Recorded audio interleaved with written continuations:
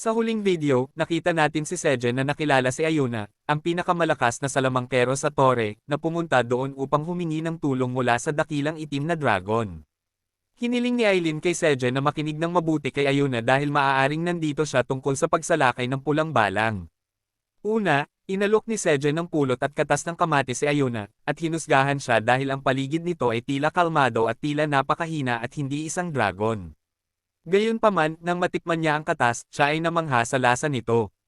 Nalaman niya na si Sejen ay nag-aalaga ng mga pananim sa lugar na ito at naniwala na ginagawa niya ito upang tugunan ang kakulangan sa pagkain sa tore.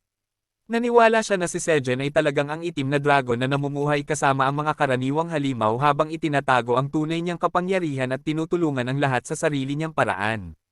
Bukod dito, nang makita niya ang iba't ibang uri ng nilalang na nahihirapan sa kanilang tinubo ang lupa ngunit masayang nagtatrabaho para sa kanya, nagsimula siyang respetuhin ito. Upang kumpirmahin ang lahat, ipinakita ni Sejen ang matitibay na sibuyas na kanyang natuklasan kamakailan at naniwala siyang ito ang solusyon sa problema. Upang mapabuti ang kanyang teorya, inilabas ni Ayuna ang ilang pulang balang na kanyang nahuli mula sa kanyang mahiwagang bulsa. Isang regular na sibuyas at isang matibay na sibuyas ang itinanim magkatabi, at ang mga pulang balang ay dumiretso sa matibay na sibuyas matapos malasahan ang regular na isa. Lahat sila ay nahati sa kalahati ng sibuyas, at si Sejen ay nagising sa isang bagong katangian ng trabaho na nagbigay sa kanya ng mga punto sa karanasan tuwing ang kanyang mga pananim ay nakakapatay ng halimaw. Samantala, si Dongshek at ang kanyang mga kasamahan ay bumisita sa kanilang master na si Tijen. Upang ibigay sa kanya ang matamis na kalabasa na patatas na magpapawalang bisa sa kanyang sumpa ng apoy ng kaunti at tutulungan siyang makabalik sa tore.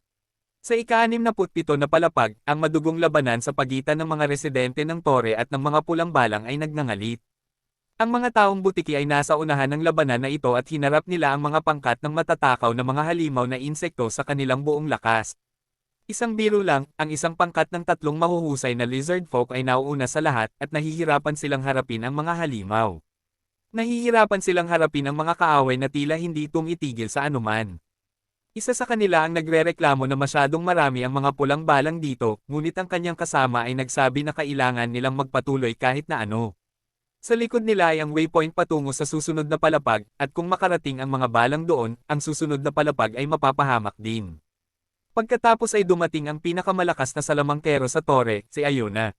Siya ay lumulutang sa hangin at sinabihan ng mga taong butiki na lumayo. Sa kanyang napakalakas na mahika at espesyal na tungkod, lumikha siya ng isang malaking fireball.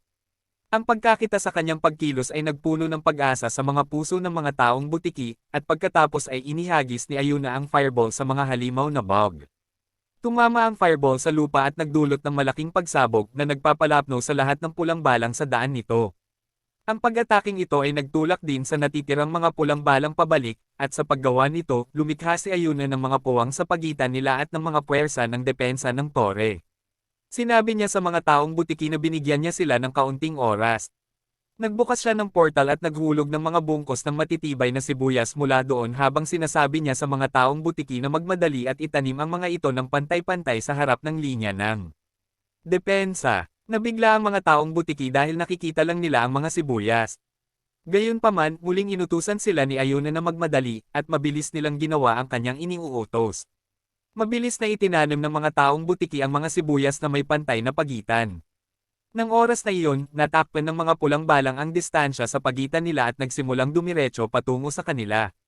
Kaagad tumakbo ang mga taong butiki pag nakita sila, ngunit ang matitibay na sibuyas ay nakatanim na ng maayos. Ang mga pulang balang ay nagpatuloy sa paglipad at nahati ng malinis ng matitibay na sibuyas. Ang ilan ay nahati sa dalawa, ngunit ang iba ay nagawang makalampas sa linya ng mga sibuyas na may matinding pinsala. Nabigla ang mga taong butiki at iba pang mga residente ng tore sa pagkakita sa mga pulang balang na papunta sa kanilang kamatayan. Kung ang mga insekto lang ay may utak, iiwasan nila ang mga matitibay na sibuyas. Pero hindi, sila ay kasing tanga ng mga anti-vax flat earthers. Tinanong ng mga taong butiki si Ayuna kung ano ang sibuyas na iyon, at sumagot siya na iyon ang biyaya ng itim na dragon. Nagulat ang lahat nang marinig ang pangalan ng itim na dragon, at pagkatapos ay nagsimulang magbigay si Ayuna ng pep talk. Sinabi niya sa mga mandirigma at salamangkero ng tore na hindi na nila kailangang matakot sa masasamang mananakop. Sinabi niya sa lahat na dapat nilang salakayin lang ang mga pulang balang na makakalampas sa linya ng sibuyas. Pinangunahan niya ang kontra-atake, at sumama ang iba pang mga salamangkero at wizard. Ipinahayag ni Ayuna na sila ay nakikipaglaban para sa itim na tore at para sa dakilang itim na dragon. Sa katunayan, ang taong akala niya ay itim na dragon ay abala sa kanyang pagsasaka sa ika-siyam na palapag. Ang mga bubuyog sa ilalim ng kanyang pamumuno ay nagpapalayok sa mga halaman ng maze. Samantala, si Sejen ay nababahala. Sa patuloy na mga mensahe ng sistema na nagsasabing ang kanyang pananim ay nakapatay ng isang peste, at siya ay nakakuha ng 1 punto sa karanasan para sa bawat patay. Masaya si Sejen na tila walang problema sa mga matitibay na sibuyas. Tiningnan niya si Kyoang at tinanong kung maayos ba ang kanyang ginagawa.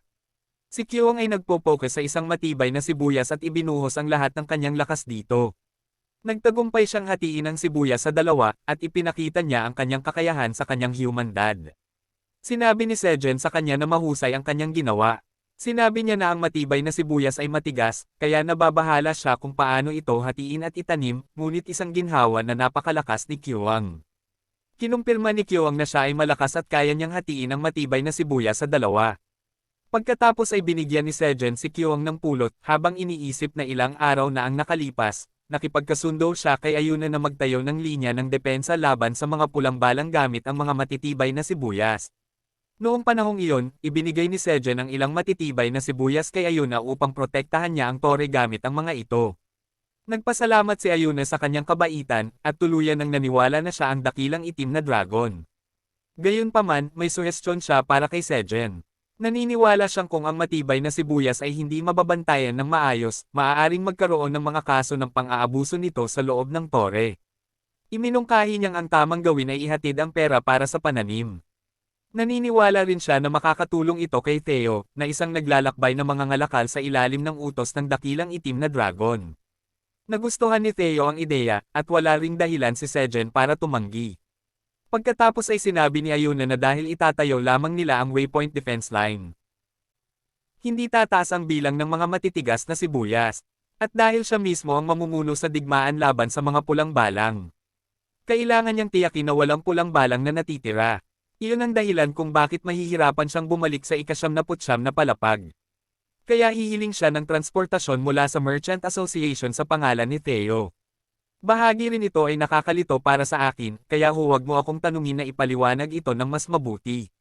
Nang mga oras na iyon, napansin ni Sejen na may kakaiba at lumingon upang makita na. Kinain ni Queen ang mga bangkay ng pulang balang kasama ang karaniwang sibuyas na kanilang itinanam.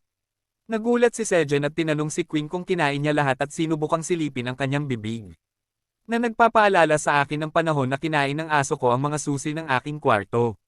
Sa kabutihang palad, sinabi lang ni Queen na masarap ang mga pulang balang. At tinanong din ni Elke kung pwede niya itong kainin. Nalilito si Sejen noon, pero natutunan niya na ang mga halimaw ng tore ay nakakahanap ng pulang balang na masarap. Iyon ay nagpakita ng isa pang pagkakataon para sa negosyo kay Sejen. Balik sa kasalukuyan, pinadala ni Sejen si Elka upang magdala ng bagong matitigas na sibuyas sa ika-67 na palapag. Kasama nito, may isa pang misyon para sa kanya, ang teleportasyon ng mga pulang balang. Natutunan ni Sejen na ang mga lizardmen na lumalaban sa mga pulang balang sa ika-67 na palapag ay ginagamit ang mga patay na balang bilang pangunahing pagkain. Dahil napakaraming pulang balang, ang supply ay higit sa demand, at hindi nila ito kayang hawakan. Kung ang mga bangkay ng pulang balang ay pinabayaan lang, kinokonsumo ito ng ibang pulang balang na hindi. Magandang bagay kung nais nilang mabilis na mabawasan ang bilang ng mga ito. Dito pumapasok si Sejen at kumikita. Kinuha niya ang buong tribo ng mga lobo upang mag-transport ng mga patay na pulang balang na pinatay ng kanyang matitigas na sibuyas. Ang mga adult na lobo ay nagdadala ng mga karwahe puno ng patay na pulang balang sa pasilyo ng tore, at ang mga sanggol na lobo ay sumusunod lamang sa kanila. Ang mga pulang balang ay dinadala sa ika-79 na palapag upang hawakan at gamitin bilang pagkain. Plano din ni Sejen na gamitin ang sobrang dami ng pulang balang bilang pagkain sa iba pang bahagi ng tore upang palakihin ang kita. Gagamitin ang kita upang muling itayo ang ika-85 na palapag ng mga lobo na nagdurusa mula sa tagtuyot. Bukod dito, inayos din ni Sejen na ang tribo ng mga lobo ay tumanggap ng bahagi ng kita at tubo bilang komisyon. Iniisip niya na sa ganitong paraan, nakasisiguro siya ng isa pang ruta para sa kita bukod sa pagbebenta ng matitigas na sibuyas, at ang Mga kita ay maganda na. Iniisip niya lahat ng ito habang nag-aani ng ilang cherry tomatoes, at pinapaypayan siya ni Theo. Sinusumbatan siya ni Sejen, tinatawag siyang intern Theo, at tinatanong kung gagawa siya ng kahit ano tungkol dito. Sinabi niya na ang hangin na umiihip ay hindi nakakapresko. Nagumpisa si Theo na marinig ang mga malupit na salita ni Sejen, at nagrereklamo na masakit ang kanyang braso. Tinanong kung hindi siya maaaring maging sales cat muli, mukhang dismayado. Ipinaalala ni Sejen na hindi pa 5 minuto mula nang siya ay nag-umpisa ng pagpaypay. Sinabi niya na ang kasalanan ng pagkuha ng matamis na kalabasan ng araw at pagbebenta nito ay isang malubha. Pinagalitan ni Sejen ang sales cat, ibig sabihin, ang dating sales cat, at sinabi na mabuti na lang at maaari pa nilang itanim ang ani sa pamamagitan ng paghahati ng mga binhi. Kung hindi iyon posible, magpapollen na sila sa isang espesyal na ani magpakailanman. Nangako si Theo na hindi na siya magkakamali muli pero hindi siya pinapansin ni Sejen. Biglang nagbago ng tono si Theo at sinabi na mabuti na lang at naibenta niya ang espesyal na ani kay Dongshek. Sinabi niya na si Dongshek ay isang hunter na marunong magtago ng sikreto at mukhang kailangan niya talaga ang mga sun-sweet pumpkin potatoes. Kumpiyansa si Theo na dahil sa trade na ito, lalong tataas ang tiwala sa pagitan nila ni Dongshek. Sinabi niya na ibig sabihin nito ay maganda ang kanyang ginawa. Ngunit hindi impressed si Sejen, at iniutos niya kay Theo na magpaypay pa ng 30 minuto. Nashock si Theo, pero nagpaypay pa rin siya ng buong lakas kay Sejen. Umiiyak at nagmamakaawa si Theo na patawarin siya, at bigla namang sinabi ni Sejen na masakit ang kanyang balikat. Nakita ito ni Theo bilang pagkakataon at inalok na tingnan ang balikat ni Sejen. Nag-alok siya na magbigay ng masahe, at pumayag naman si Sejen. Sinimulan ni Theo ang pagmamasahe ng kanyang balikat habang sinasabing huwag siyang magkasakit. Nag-e-enjoy si Sejen sa atensyon at iniisip kung dapat pa niyang asarin ang cat merchant. Bigla niyang nakita ang pamilyar na system Windows na nagsasabing nakatanggap siya ng karagdagang EXP dahil ang kanyang mga tanim ay muling nakapatay ng mga peste. Napagtanto ni Sejen na nagkaroon na naman ng pagsalakay ng red locusts. Dahil sa EXP na ito, nag-level up si Sejen at nakakuha ng job quest na mag-ani ng 1,000 crops. Ang gantimpala para sa quest na ito ay 2,150 tower coins. Ipinagdiriwang ni Sejen na narating niya ang level 20, at dahil dito, nahulog si Theo mula sa kanyang balikat. Masaya niyang sinabi na ang pagdagdag ng EXP mula sa pag-aani ng crops at pagtanggal ng peste ay nagpapadali sa pag-level up. Tiningnan niya rin ang quest na hindi naman mukhang mahirap kaya gagawin niya ito kaagad. Naniniwala siya na kapag nag-level up pa siya, makakakuha siya ng bonus stats at tataas ang kanyang mana. Habang abala siya sa pag-monologue, biglang sumigaw si Theo sa kanya, tinatanong kung ano ang ginagawa niya. Galit na pinaalalahanan siya ni Theo na nagmamasahe siya at sinabihan siyang bumalik agad sa kanyang upuan. Sumunod naman si Sejen, at sinabi ni Theo na may problema rin siya sa mukha kaya imamassage rin niya ito. Tinangka ni Sejen na pakalmayan siya dahil hindi ito kaaya-aya, pero hindi tumigil si Theo. Sa ibang bahagi ng 99th floor, nanginginig sa lupa ang mga tree monsters na tinatawag na corrupted ants. Biglang naapakan ito ng mabigat na paa ng Mama Crimson Bear. Tila nakahuli siya ng higit sa isang tree monster, at hindi siya nasisiyahan na mas madalas na silang pumapasok sa kanyang teritoryo kamakailan. Iniisip niya na kailangan niyang palakasin ang kanyang patrol upang maiwasan ang pagpasok ng mga tree monsters sa kanyang teritoryo, at tiningnan niya ang araw upang malaman na oras na upang bumalik. Hinailan niya ang mga labi ng tree monster habang pauwi at iniisip kung ano ang hapunan nila ngayon. Umaasa siyang kumakain ng mabuti si Kyuang at magluluto ulit si Sejen ng masarap na pagkain para sa kanila. Iyon lang para sa video na ito. Well, ang solusyon sa problema ng green onions ay medyo maikli at simple, at marami ang nakukuha ni Sejen mula dito. Ngayon, tingnan natin kung gaano katagal bago makuha muli ni Theo ang kanyang sales cat title, at kung ano ang maaari niyang gawin upang makuha muli ang kanyang sales cat title.